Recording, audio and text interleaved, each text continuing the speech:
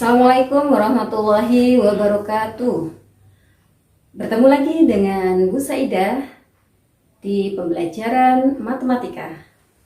Apa kabar semuanya? Mudah-mudahan pagi hari ini kita dalam keadaan sehat walafiat. Nah, pada kali ini Ibu akan menyampaikan tentang aritmetika sosial untuk siswa MTS atau SMP. Nah, bagaimana untuk kalian memahaminya? Ayo kita ikuti penjelasan Ibu dengan seksama. Adapun kompetensi dasar di 3.11 yaitu menganalisis aritmetika sosial, yaitu penjualan, pembelian, potongan, keuntungan, kerugian, bunga tunggal, persentase, bruto, neto maupun tara. Adapun KD 4.11 menyelesaikan masalah yang berkaitan dengan aritmetika sosial. Sama juga ya, tentang penjualan, pembelian, potongan, keuntungan, kerugian, bunga tunggal, persentase, bruto, neto maupun tara. Baik, kali ini Ibu akan batasi ya tentang harga pembelian dan penjualan ya. Jadi erat kaitannya untung maupun rugi ya. Dimana kalau dikatakan untung, harga jual lebih dari modal atau pembelian. Sedangkan rugi apabila harga jualnya kurang dari modal atau pembelian. Nah, sini ya Ibu batasi aja. Nanti bagaimana kita lihat contoh-contohnya dalam kehidupan sehari-hari, sehingga kita akan lebih paham ya untuk harga penjualan maupun harga pembelian. Yuk kita simak bersama. Coba kita perhatikan bersama gambar yang Ibu tampilkan. Di situ adalah situasi tentang kondisi di pasar ya. Ada pedagang, ada pembeli, ada barang-barang yang dijual ya. Dimana di situ ada transaksi ya, ada tawar menawar. Nah, itu jadi di aritmatika di sini dalam prakteknya itu kita bisa lihat ya, tidak hanya sekedar materi saja, tetapi dalam aplikasinya kita bisa lihat seperti situ. Nah, nanti bagaimana dalam perhitungannya, nah kita akan bahas lebih lanjut. Yaitu menentukan nilai jual beli. Yang pertama, pengertian harga penjualan. Yang kedua, pengertian harga pembelian. Yang dimaksud dengan harga penjualan adalah harga barang yang ditetapkan oleh pedagang kepada pembeli. Sedangkan harga pembelian adalah harga barang yang dikeluarkan pembeli untuk mendapatkan suatu barang dari pabrik, grosir, atau tempat lainnya. Perhatikan tabel berikut ini tentang mencermati konteks yang terkait kondisi untung rugi maupun impas. Nah, dari masing-masing konteks tersebut kita mudah memperhatikan ya mana yang mengalami untung, rugi maupun balik modal atau impas. Kita tinggal melihat saja pada kolom mana yang lebih besar. Kalau pemasukan lebih besar dari pengeluaran, maka akan mengalami untung. Sedangkan kalau pengeluarannya lebih besar daripada pemasukan, maka dia akan mengalami rugi. Sedangkan kalau pemasukan maupun pengeluaran itu sama, maka dia tidak akan mengalami rugi maupun untung. Artinya dia balik modal.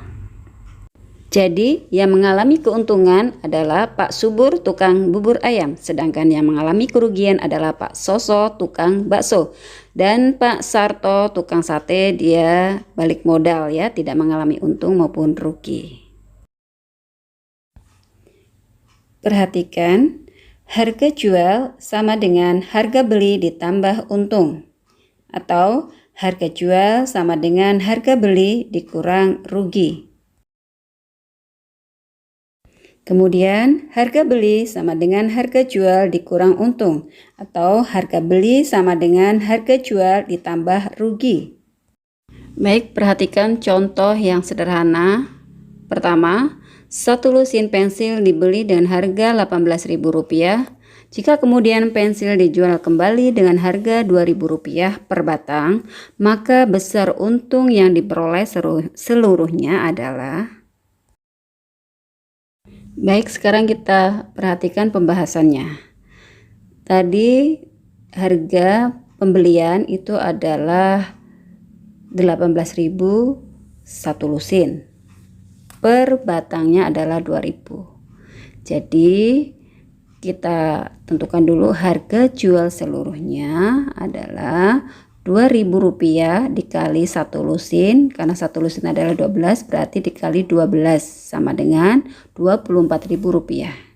Maka untuk untung seluruhnya yaitu jual dikurang beli, yaitu Rp24.000 dikurang Rp18.000.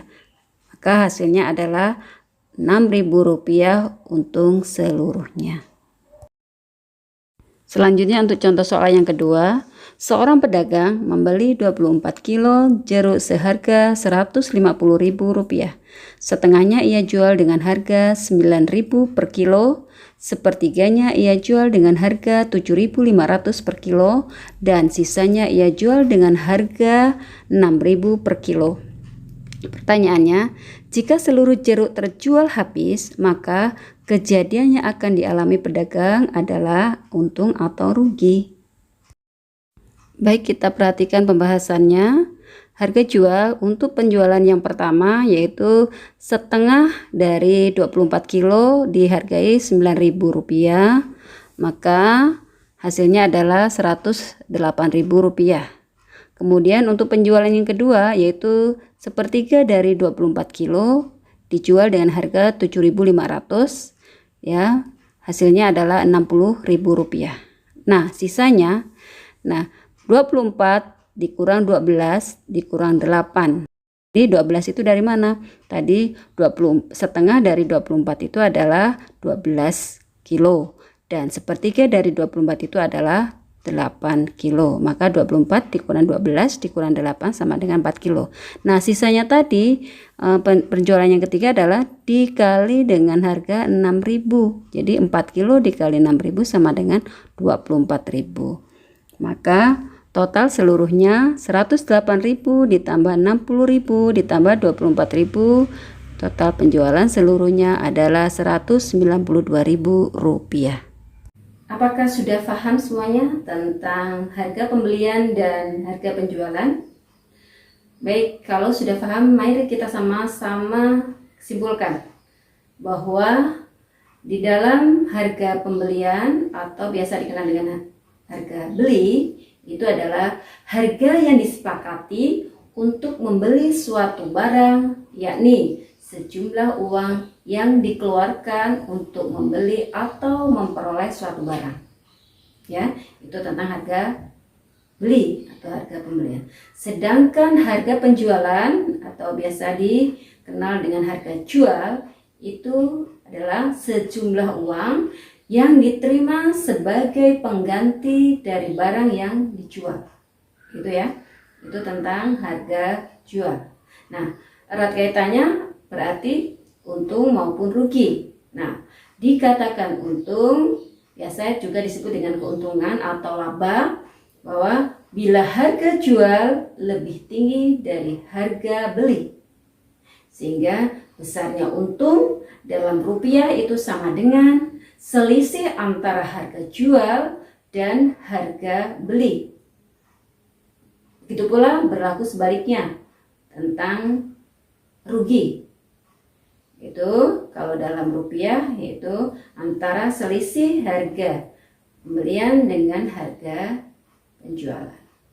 Baik, mudah-mudahan materi yang sederhana ini bisa kalian pahami dan bermanfaat. Nanti kita akan bahas lebih lanjut materi-materi yang masih terkait aritmatika sosial. Semoga materi yang Ibu sampaikan bisa dipahami dan nanti kita akan lanjutkan ke materi berikutnya. Kurang lebihnya Ibu mohon maaf. Wabillahi taufiq wal hidayah. Wassalamualaikum warahmatullahi wabarakatuh.